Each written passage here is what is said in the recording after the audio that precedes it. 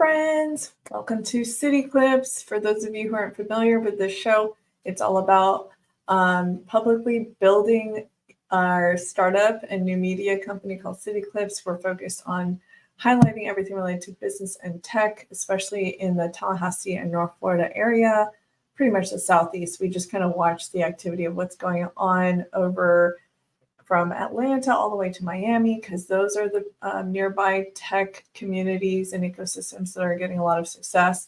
And more recently now, we're starting to see more activity picking up pretty much in Tampa and Central Florida area. But of course, there's things that we want to highlight in Tallahassee. So that's why Ali, my co-founder, and I started this a year ago, and we're excited now. We're at this is our 51st episode of just weekly checking in, letting people know where things are at, or just kind of giving practical advice on related to business and connecting with local leaders and business owners. And so, happy to be here. So today the topic is about latest open rates and the importance of tracking that and just kind of analyzing where you're finding success with certain emails that you're blasting for your business or organization. And now that we have enough data to work with, now we have enough content, like we're at our, 219th issue as of today. And we have plenty to work with. I think I have multiple screens that I'm sharing, but before I dive in, let me go ahead and just share this. So last week I talked about lessons from the Morning Brew founder, Alex Lieberman. He co-founded Morning Brew from $0 to $75 million, and it was all based on the same model that we're using today to build CityClips. And so he and his partner, Austin Reef, was able to pretty much just organically spread the word on campus first in the Midwest over there at the university, just getting college students, friends and family to sign up. And then eventually it escalated to grow to at least 4 million subscribers. So the focus was always on New York, financial news, and also and Silicon Valley, everything related to those areas, those key areas where there's a lot of activity. And so at the same time, and you guys hear me a lot, if you actually listen to my episodes frequently, you see that I also compare them to The Hustle. They were kind of in competition with one another, very different styles of writing and execution, but very similar models, not exactly the same models, and but pretty much like I saw the value of a newsletter business. So I wanted to eventually build that. And so when I reached out to Ali, who I heard was growing his email newsletter successfully with a niche market, then I was like, okay, I want to learn from you. I wanted to get advice from him. And then from a coffee appointment, it turned into like, let's just build one together and focus on the local market. I was like, okay. And so last episode, I talked about how I went from considering a niche market within the Filipino entrepreneur space. And I was like, okay, I'll just table that for now and still learn and build this as I grow, because he focused on the niche market. And he said there are certain aspects that he wanted to do to build on top of the newsletter vertical with his business, but he couldn't do it because he built a niche. His audience was a niche market that was abroad and overseas and not local. So he was like, okay, I want to do something that's local. It's like, okay, sure. Let me take a sip. Tickle in my throat. Sorry about that. So anyways, long story short, because I did talk about Alex's LinkedIn post that he shared about worst time to be coughing right now. And I'm glad there's no real audience other than my team in the backstage. Of all the episodes, for some reason, there's a tickle in my throat right now, and I can't shake it. This is going to go in the blooper reel. Okay, so going back to this post, I made a mistake last week and thought this part was about audience depth, I was like, yay, I have more than 100. No, it was referring to advertisers. Is there an advertiser depth in your market to indicate like how much value, you can, the valuation of the newsletter. So it was referring to potential advertisers. And yes, absolutely. There's definitely over 100 potential advertisers, or if I were to evaluate the ones who actually advertise locally within this market, and they call it MSAs, Metropolitan Statistical Area, for at least a 200,000 population small city, big town of Tallahassee. There's still a consistent group of advertisers within this market. But even more so, if we were to expand it regionally beyond like Gainesville, Jacksonville, Big Bend area, then you have a bigger market. And yes, there's I would say a consistent set of 100 plus advertisers in this area. And for the most part, most have been traditional advertisers. So for those who want to cater towards the younger audience, people like Alex Lieberman, he created the newsletter because he was tired of like having to do research through all these online news outlets, and just so much clutter, so much junk, so much ads. He wanted a model where everything was delivered in one email every day. And so he designed it and successfully grew it and sold it. So now we want to kind of do something similar, but our niche market is the smaller market areas. Like I guess you could say secondary market areas across the country. So we're starting with Tallahassee. We hope to expand, and we'll see what happens in the next 3 to 5 years. Okay. So that was a correction there that I wanted to make and clarify, I'm sure like all the trolls out there who could care less about my mistake from last week. I just wanted to clarify and make sure I make that correction for today. Okay, now back to the topic of the episode, which is latest open rates. And I can go ahead and not include this screen. I'm going to stop sharing this one, and then I'll share the other one, which has all our metrics. And we are bootstrapping. Obviously, we're not trying to spend too much money initially to test this early stage of building. So we don't have like the higher monthly subscription rate where we can actually analyze and get more detailed reports, but we still have enough data where we can kind of see the open rates. So if I go, okay, my team is the best. Look, like we're far ahead now. We have so many drafts for the next couple of weeks, so I'm super excited about that. Let's see if it was okay. So recently completed. Oh, my open rate for this one. See, it's kind of tiny. Okay, let me zoom in. Let me shrink myself. You can probably see it a little bit better. And yesterday, I scheduled it for 1 p.m. or 1:30. Yeah. Okay, so Tuesday, I scheduled this one at 4:30 p.m. And I noticed that like the Wednesdays one, for some reason, even if it's scheduled after 4:30, the open rate generally is like 40-50% and up. This Tech Tuesday, for some reason, I changed the subject. Initially, I think it was about something else, something more generic. I have to look at the test email, but I thought, oh, maybe if I add the valuation of a Florida startup, getting some money. I think the subject line said something about like it won startup catcher secured 12.5 million or 12 plus million. But sometimes people read the report after the fact, or email after the fact. So like they might not click on it the same day, but they might read it later.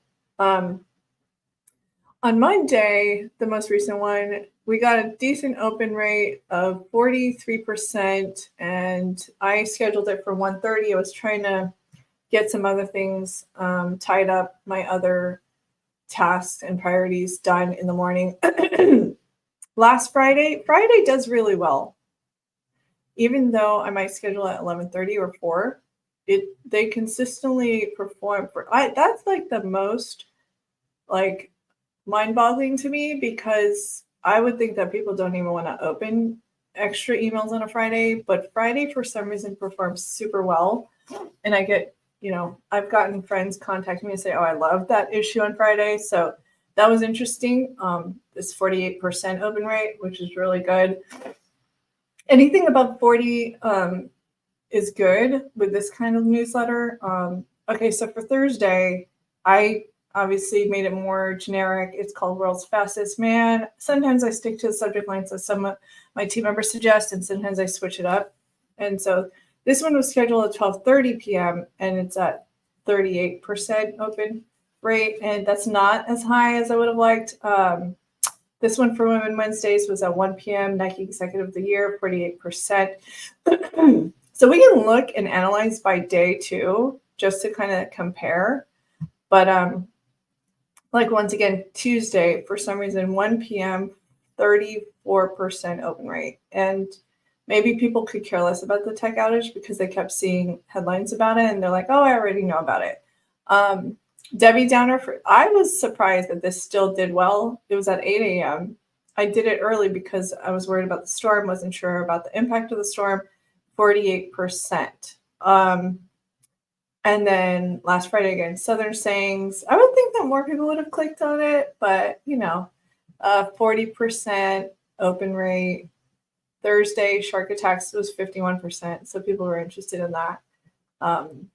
Wednesday was about when FSU's Jordan Dudley went to the White House, I think.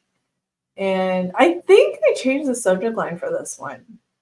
I'm just curious now. So if I click on this, oh no, I can't see the subject line from this. But if I went down further enough, but yeah, so across the board, let me see if I click on analytics. Let's see if it'll actually, this is very transparent for you guys, I know. But yeah, you can click on view report and then you can see more information about like when people actually opened. I'm sure the higher subscription cost, a monthly cost option will give you more detail, but we're just trying to save money and not like jump into it too much. Where are y'all? This one, yeah. Our open rates in the last, this is a sample one. This is not our real one. Unless I did I subscribe up? Oh, yes.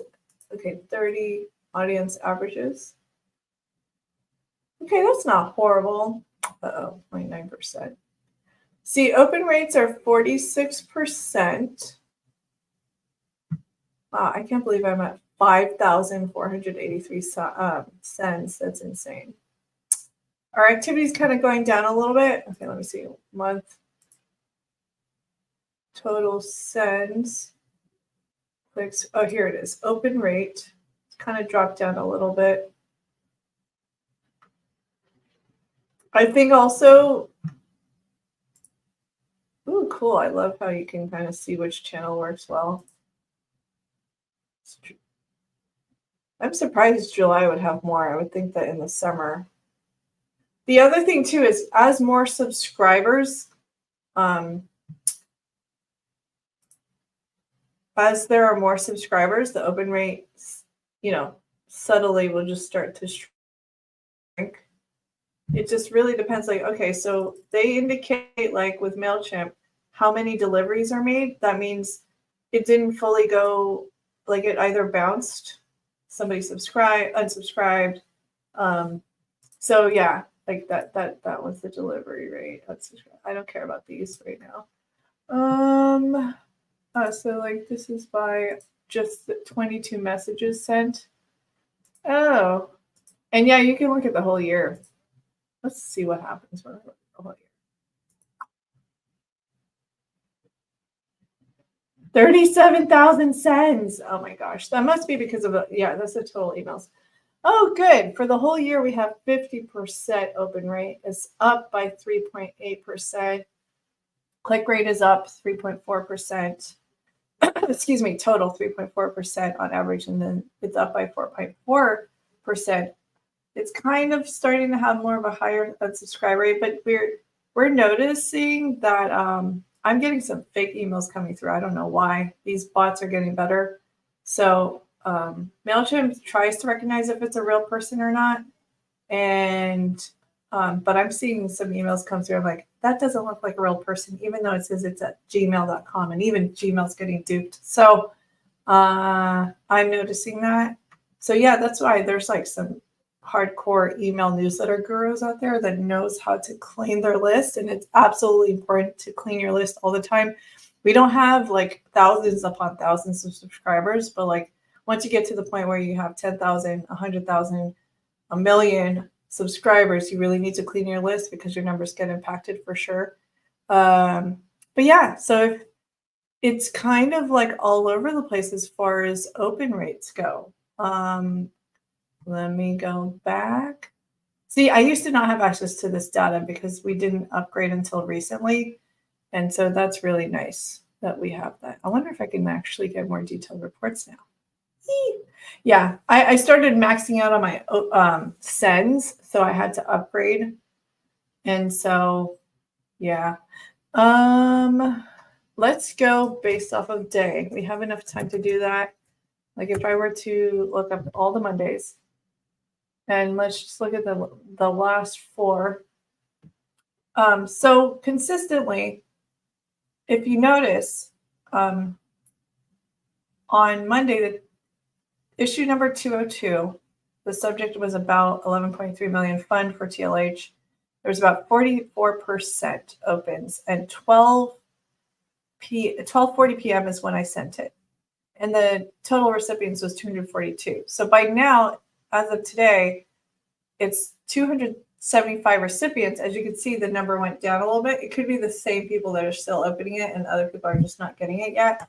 I know there's an extra step in my automated message to people who subscribe to make sure that you indicate, okay, I want to receive messages from these people, or I want to drag them into my main inbox, drag that email into my Gmail inbox. And it really helps with the filtering system. But you never know when people actually see it. So going back to 4 issues past. So the next one, the biggest one out of all these, the last 4 was Ruvos. So like I said, the more localized of a feel and topic it is, I think the more success we're going to have with open rate, because people care about local news more than they care about what's happening out there. And honestly, everyone is sharing a lot of the same stuff.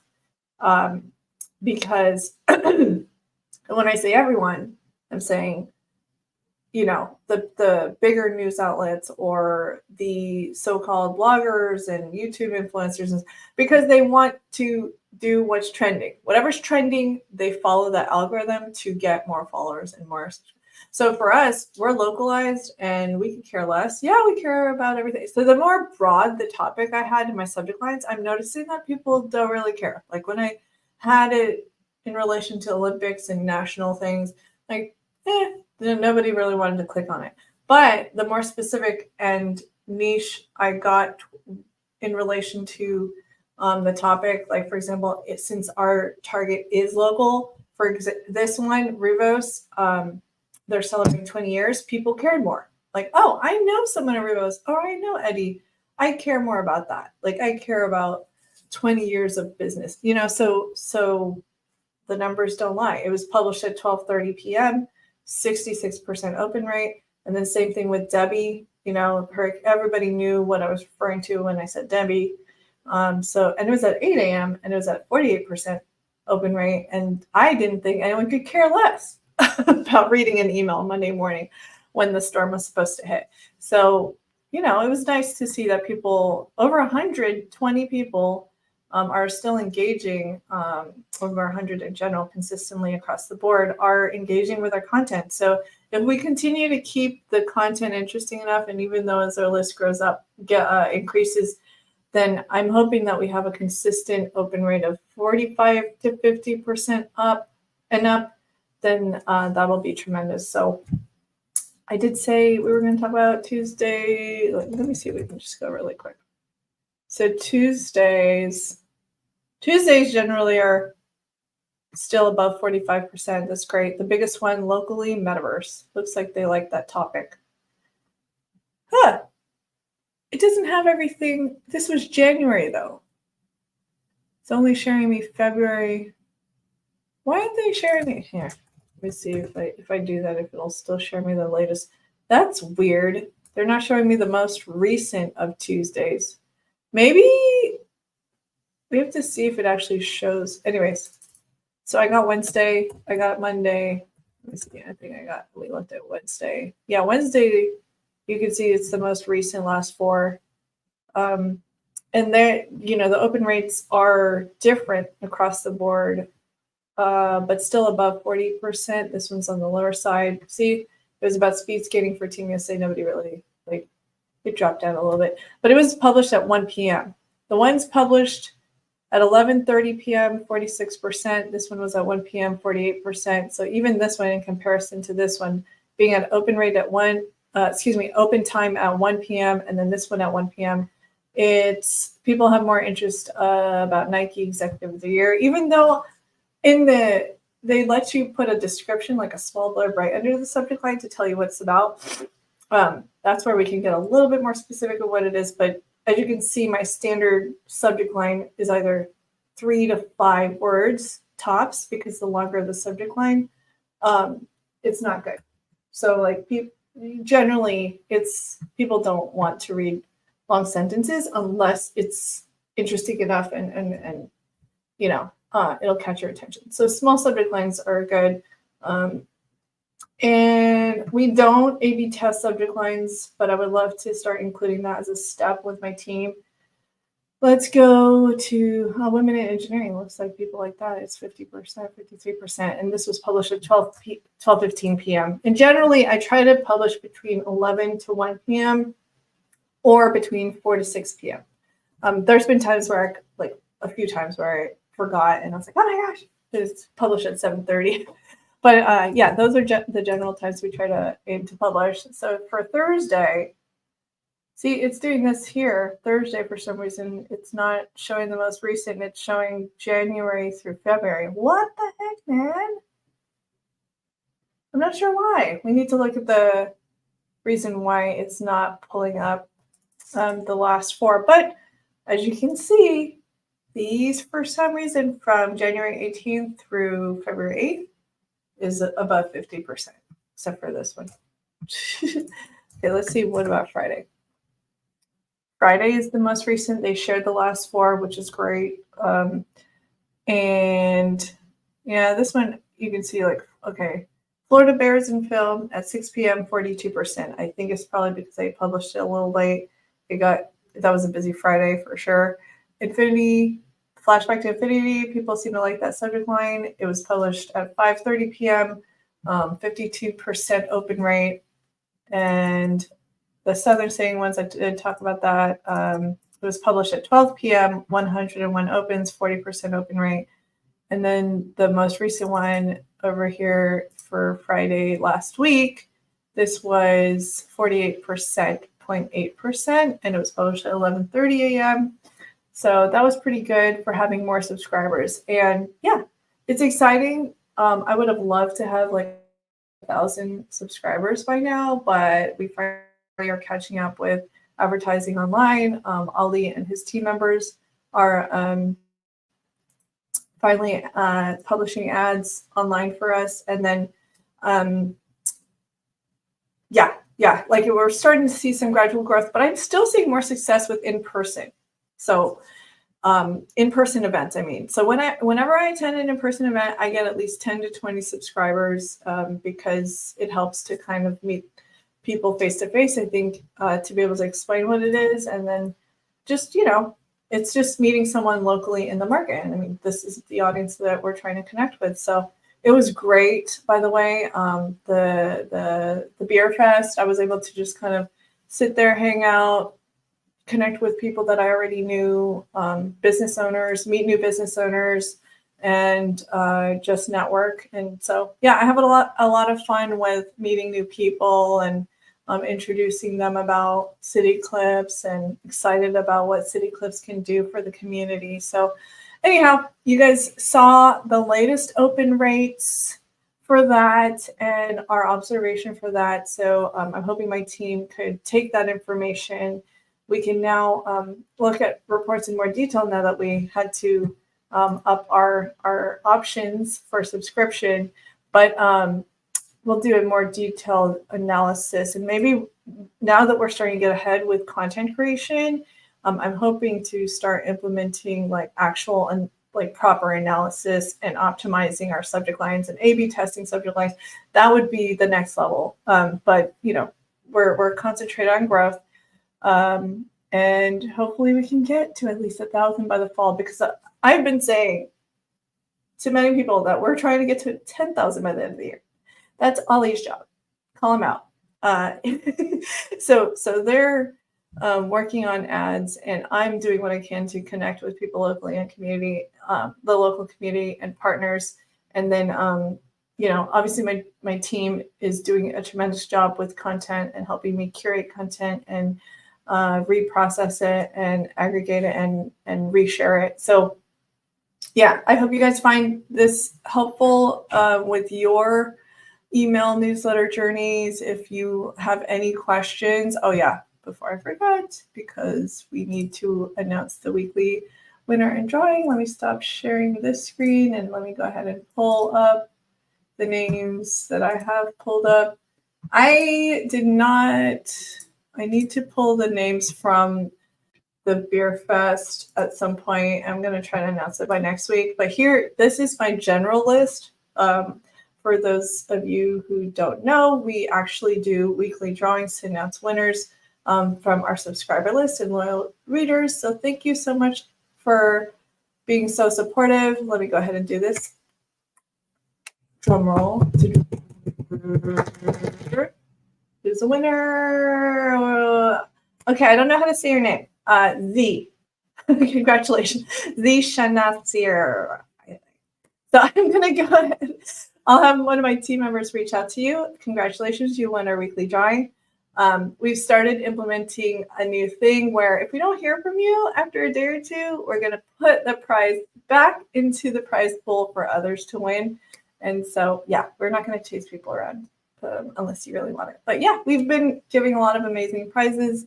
The prize drawing for those who went to my table at the Beer Fest, there's some really awesome tumblers, FSU tumbler and a Gator tumbler. Of course, we'll give somebody the option if they win, if they want the FSU wine, yada, yada, yada. So really excited to announce the winner for the Beer Fest at some point.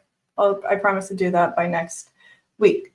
All right, guys, thank you so much for watching. I hope to give you guys more progress updates on growth and everything, because you know my team's doing amazing. I can't complain about what we're doing on our end. But yeah, I hope to tell you guys, yes, we finally reached 10,000 subscribers pretty soon. So once Ollie gets settled back, because he's moving, and once he gets to his new place, we're gonna miss having him here in Tallahassee. But once he gets all settled and everything, he'll be able to hop back on to these shows. And we do have some guests lined up to hop on our shows for the next few weeks. So I'm really excited about that. Okay, guys, thank you so much for joining me. I'll see you guys later. Bye.